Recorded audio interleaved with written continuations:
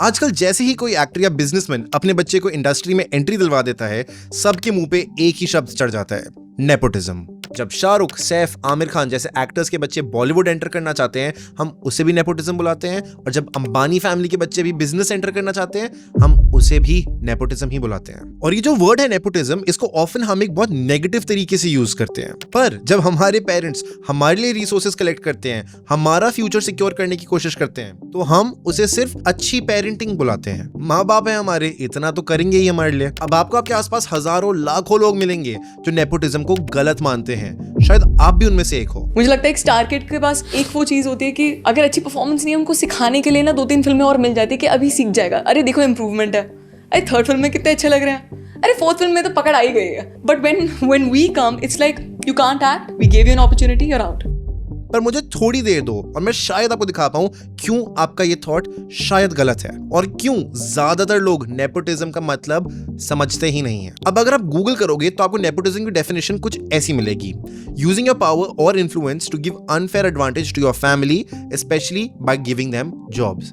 ठीक है, अभी इसको याद रखना। पर अभी 2 बच्चों की कहानी सुनते हैं। रवि और अमन दोनों एक ही स्कूल में पढ़ते हैं, दोनों के मार्क्स भी ऑलमोस्ट सेम ही आते हैं, और दोनों का सपना भी सेम है, इंजीनियर बनना। अमन के घर पर जब कोचिंग लेने की बात आती है तो उसके पेरेंट्स बोलते हैं फीस थोड़ी हाई है, पर तुम दिल लगा के पढ़ो, हम पैसे मैनेज कर लेंगे, तुम टेंशन मत लो। पर रवि के घर में सिचुएशन बिल्कुल अलग है। रवि एक लोअर मिडिल क्लास फैमिली से आता है। उसके पेरेंट्स उसको बोलते हैं कि बेटा जितना हो सके खुद पढ़ लो, हम कोचिंग अफोर्ड नहीं कर सकते। तो जहां एक तरफ अमन एक स्ट्रक्चर्ड एनवायरनमेंट में एक्सपीरियंस्ड टीचर्स के साथ और प्रॉपर टेस्ट्स के साथ पढ़ाई करता है, जहां हर डाउट तुरंत सॉल्व हो जाता है, रवि यूट्यूब वीडियोस से, फ्री के नोट्स से और इधर उधर तुक्के मार के, गैस मार के अपना काम चलाता है। दोनों ही मेहनत कर रहे हैं, पर दोनों के टूल्स एकदम अलग हैं। जब रिजल्ट का दिन आता है, दोनों को पता है उन्होंने पूरी मेहनत करी है, पर उन दोनों के आउटकम में बहुत फर्क होता है। अमन को एकदम टॉप का कॉलेज मिलता है, रवि को भी कॉलेज मिलता है,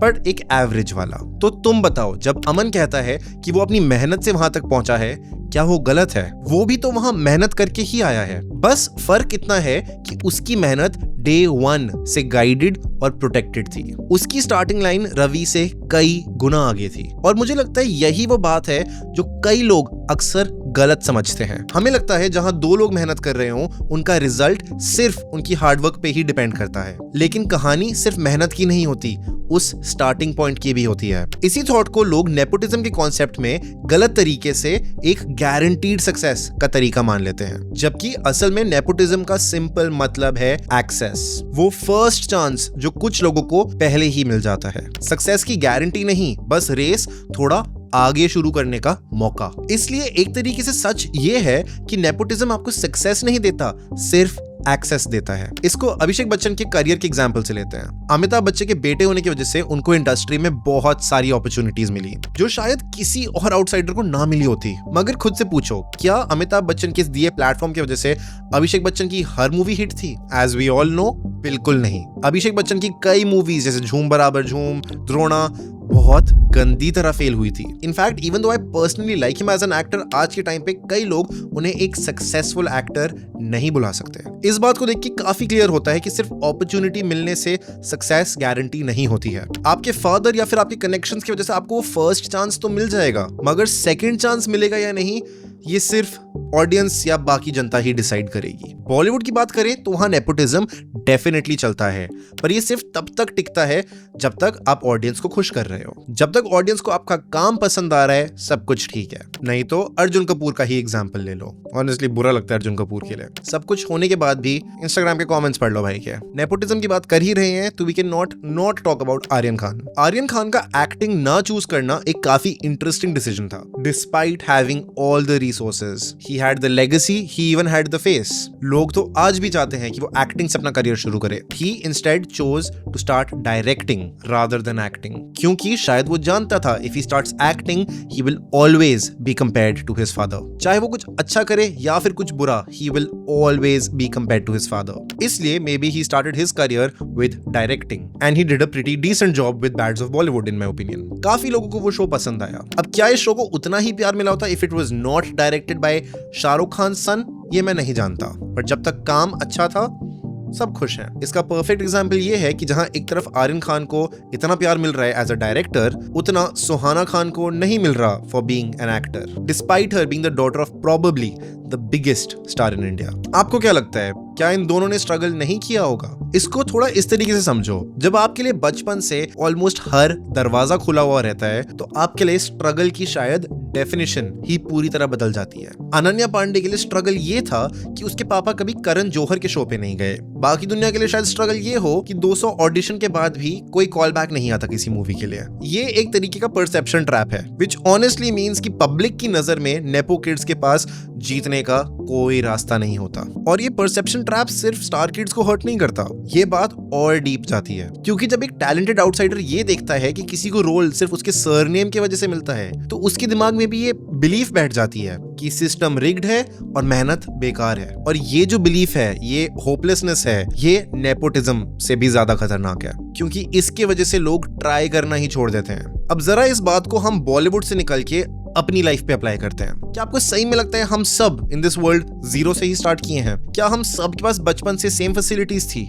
नहीं। किसी के पेरेंट्स अच्छे अच्छे स्कूल्स और बेस्ट एजुकेशन आराम से अफोर्ड कर सकते थे, तो कुछ लोगों के पेरेंट्स ने अपने बच्चों को गवर्नमेंट स्कूल्स तक भेजा। कुछ लोगों को इंग्लिश एकदम बचपन से बोलनी आती है, तो कुछ लोग आज भी इंग्लिश ढंग से नहीं बोल पाते हैं। कुछ लोगों को कॉन्फिडेंस मिलता है क्योंकि बचपन से घर का एनवायरनमेंट बहुत सपोर्टिव था, तो कुछ लोगों के घर वाले तो कभी उनके इंटरेस्ट्स में इंटरेस्टेड ही नहीं थे। इन सब बातों को भी हम प्रिविलेज के तौर पर बहुत रेयरली देखते हैं। हम इसे सिंपली पेरेंटिंग बोल देते हैं। और अब मुझे ये बात बताओ, आपने कई दुकानों के बोर्ड के बाहर देखा होगा सिंस 1960s, पता नहीं कब से। अब ये बात तो ऑब्वियस है कि एक ही फैमिली मेंबर इतने सालों से वो एक दुकान तो नहीं चला रहा होगा। बेटे ने पापा से दुकान संभाली और उसका बेटा उससे संभालेगा, तो फिर हम सब उसे नेपोटिज्म क्यों नहीं कहते? जब एक छोटा दुकानदार अपनी दुकान का काम अपने बेटे को चलाना सिखाए, उसे बिजनेस संभालने का मौका दे, तो हम इसे नेचुरल समझते हैं। बाप का बिजनेस है, बेटा ही तो संभालेगा। लेकिन जब वही चीज एक बड़े स्केल पे होती है, जब एक बड़ा बिजनेसमैन, एक बड़ा एक्टर अपने बच्चे को वो अपॉर्चुनिटीज, वो बिजनेस देता है, वो एक्सपोजर देता है, तो हम उसे नेपोटिज्म बोल देते हैं, उसे हेट देने लग जाते हैं और उसे अनडिजर्विंग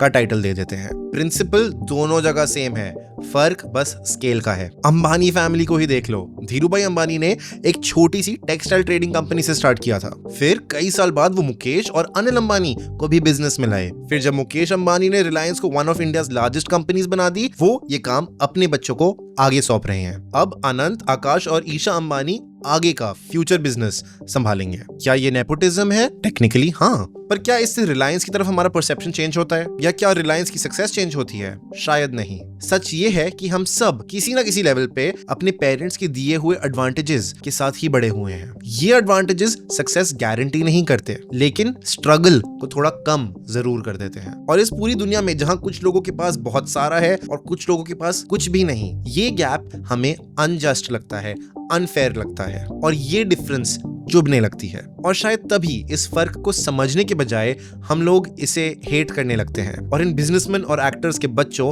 को जज करने लगते हैं। नेपोटिज्म कोई नया कॉन्सेप्ट नहीं है, ये पहले भी था। फर्क सिर्फ इतना है कि पहले इतना विजिबल नहीं था। ऋषि कपूर भी राज कपूर के ही बेटे थे। फरहान अख्तर और जोया अख्तर भी इंडस्ट्री में नेपोटिज्म की वजह से हैं। सलमान खान भी, और भी कई सारे नाम। हम उन सबको तो नेपो किड नहीं बुलाते। जाओ संजय दत्त को भी नेपो किड बुलाओ। ये सब इसलिए नहीं होता था क्योंकि पहले ट्विटर नहीं था, सोशल मीडिया नहीं था, अवेयरनेस नहीं थी। नेपोटिज्म नहीं बदला, सिर्फ विजिबिलिटी बदली है। सोशल मीडिया के पहले किसी को नहीं पता चलता था कौन कहां लॉन्च हो रहा है और कौन किसको अपॉर्चुनिटी दिला रहा है। आज हर चीज आपके स्क्रीन पे आपको दिख जाती है, और जब कंपटीशन इतना ज्यादा बढ़ जाता है तो हर चीज जो अनइवन लगती है वो और चुभने लगती है। इसलिए नेपोटिज्म आज ज्यादा गलत नहीं हो गया है, सिर्फ ज्यादा विजिबल हुआ है, बस ज्यादा दिखता है। और एक और बहुत इंपॉर्टेंट चीज जो इस नेपोटिज्म के पूरे डिबेट में अक्सर इग्नोर हो जाती है, वो है फेयरनेस और इक्वालिटी का डिफरेंस। हम अक्सर ये मानते हैं कि फेयरनेस का मतलब होना चाहिए सबको एक ही चीज मिले, पर रियलिटी ये है